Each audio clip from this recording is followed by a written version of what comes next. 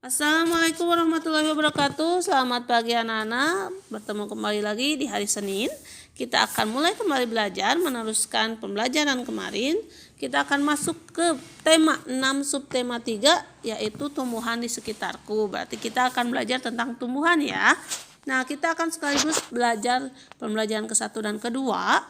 Kita akan masuk dengan memperhatikan gambar berikut ini. Coba diperhatikan gambar yang ibu tayangkan ini. Coba kalian, apa yang kalian temukan pada gambar yang tadi kalian perhatikan? Ya, apa? 1. Lani sedang menyiram bunga. Ibu sedang merawat bunga. Betul. Kemudian apa lagi? Coba lingkungannya seperti apa? Ya, lingkungan rumah Lani sangat asri. Kemudian apa lagi? Lani begitu senang menyiram bunga. Betul. Apalagi ya? Coba kalian cari lagi ya. Apa yang bisa kalian temukan pada gambar yang ibu sediakan. Selanjutnya ibu akan menjelaskan tentang ciri kalimat. Ciri kalimat ya diantaranya adalah bentuk kalimat berita dimulai dengan huruf besar dan diakhiri dengan titik. Tanda titik digunakan di akhir kalimat atau pernyataan. Contohnya, budinya huruf besar, bermain bola di lapangan sekolah, diakhiri dengan titik. Contoh kedua, Ani sedang mengerjakan tugas bersama Tito. Kata Ani dan Tito diawali dengan huruf besar dan kalimatnya diakhiri dengan titik. Kemudian, tanda titik tidak dipakai pada akhir judul. Jika kalian membaca sebuah cerita, ada judul di atas, maka judulnya tidak diberikan titik, ya. Contohnya, berkunjung ke kebun binatang Ragunan. Di akhirnya tidak ada titik ya, karena ini merupakan judul. Tanda titik juga digunakan di belakang angka atau huruf pada suatu bulan atau daftar. Contoh, makanan pokok terdiri dari titik 2, 1 titik nasi, 2 titik jagung, 3 titik sagu.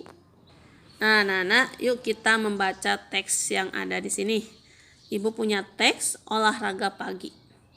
Pada hari Minggu yang cerah, Lani dan keluarganya berolahraga pagi.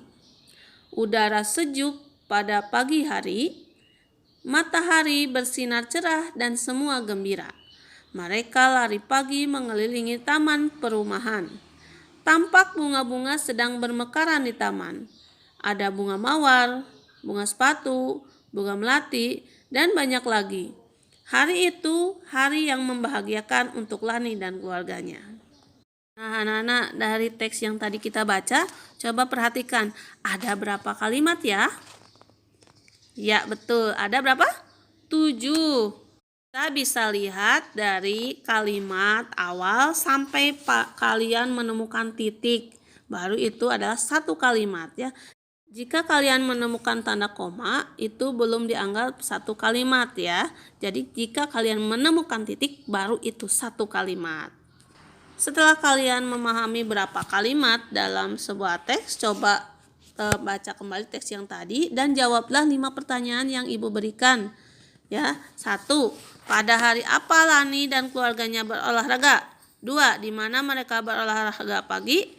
3. Apa yang dilihat Lani di taman? 4. Bagaimana perasaan Lani pada hari itu? 5. Sebutkan 3 jenis bunga yang ditemukan Lani. Akan kalian kerjakan di buku paket halaman 108 ya. Setelah kalian menjawab pertanyaan-pertanyaan tadi, kita akan belajar melihat kesalahan ejaan atau tanda baca yang ada pada sebuah teks. Silakan kalian baca buku paketnya halaman 110. Silakan kalian tandai kesalahan ejaan dan tanda baca yang ada. Kemudian, tulis kembali bacaan tersebut dengan tanda baca dan ejaan yang benar di halaman 110 hingga 111. Selanjutnya anak-anak, kita akan belajar tentang satuan berat. Jika kemarin kalian sudah belajar tentang satuan berat 1 kilo ke dalam gram menjadi 100 gram. Nah, sekarang kita akan belajar merubah 1 kilogram menjadi 10 ons. Jadi kita akan belajar merubah 1 kg menjadi 10 ons atau kebalikannya 10 ons menjadi 1 kg.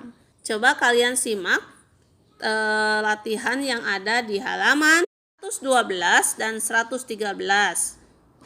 Kalian harus merubah satuan berat ons ke dalam kilogram ataupun kilogram ke dalam ons. Kemudian pada nomor 3, kalian juga sama harus merubah satuan ons ke dalam kilogram. Silakan diisi dengan baik. Ingat, 1 kilogram sama dengan 10 ons ya. Tugas ini termasuk yang akan dimasukkan ke dalam Google Classroom ya. Nah, berikutnya kita akan belajar tentang benda 3 dimensi. Adapun ciri dari benda 3 dimensi atau karya seni 3 dimensi ini adalah 1. Memiliki unsur panjang, lebar, dan tinggi. Kedua, karya seni 3 dimensi dapat dilihat dari berbagai sisi, yaitu depan, belakang, samping, bahkan dari atas. Pada karya 3 dimensi terdapat titik-titik, garis, dan bidang atau bentuk. Anak-anak, silakan kalian tulis saja ini di buku SBDP-nya tentang karya 3 dimensi, dan kalian silakan membuat desain untuk model plastisin kalian. Kalian boleh membuat apa saja. Ini ada contohnya, ada bunga, ada pisang, ada manggis, dan ada banyak lagi. Silakan ini sebagai contohnya, dan tugasnya kalian adalah membuat desainnya dulu. Nggak usah bikin barangnya, tapi cukup buat desainnya dulu. Gambar desainnya silakan kalian gambar di buku paket halaman 15 ya. Anak-anak, ibu mau tanya nih, dalam setiap permainan selalu ada peraturan permainan. Mengapa sih harus ada peraturan? Peraturan diadakan agar setiap permainan itu berjalan dengan baik. Jika ada teman yang melakukan di luar ketentuan, maka itu artinya melanggar. Dan jika melanggar, biasanya permainan akan berjalan dengan tidak nyaman atau tidak baik, pun akan rusuh ya. Oleh karena itu, peraturan diadakan agar permainan lebih nyaman dan berjalan dengan baik. Nah, kedua, ibu mau tanya, apakah dalam keseharianmu kamu juga memiliki peraturan ketika bermain di sekolah? Tentu saja ada ya, dan itu sebenarnya selalu ada walaupun tidak diucapkan. Nah, sekarang ibu akan menjelaskan peraturan yang ada di sekolah. Ketika kita berada di sekolah, maka kita harus mematuhi semua peraturan yang berlaku. Nah, anak-anak walaupun kalian belum masuk ke sekolah dengan dengan tatap muka belajarnya, tapi kita harus tahu dulu peraturan yang ada di sekolah itu seperti apa. Di sini ibu punya 8 poin yang termasuk ke dalam aturan ketika istirahat di sekolah. Bisa kalian baca di rumah dan tulis di buku tema kalian ya. Oke anak-anak, hari ini materinya ibu cukupkan sekian. Semoga materi yang diberikan bermanfaat dan memberikan pengalaman baru buat kalian. Tetap semangat, tetap belajar walaupun belajar di rumah. Assalamualaikum warahmatullahi wabarakatuh.